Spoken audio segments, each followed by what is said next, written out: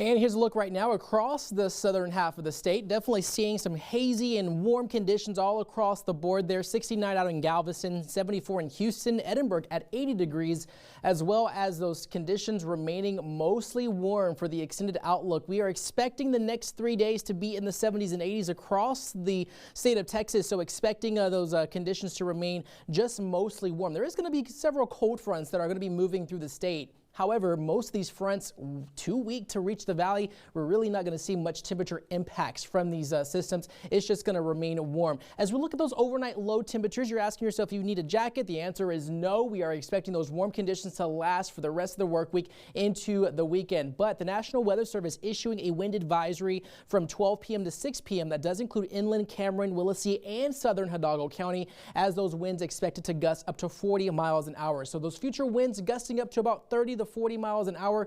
The bulk of these strong winds are going to occur around the evening hours, around 7 to 8 o'clock, and we are expecting to remain breezy for quite some time as those conditions are going to starting to lighten up later tomorrow afternoon. So expecting significant changes in terms of those wind speeds after the noon hour tomorrow, but future clouds and radar mostly clear and sunny.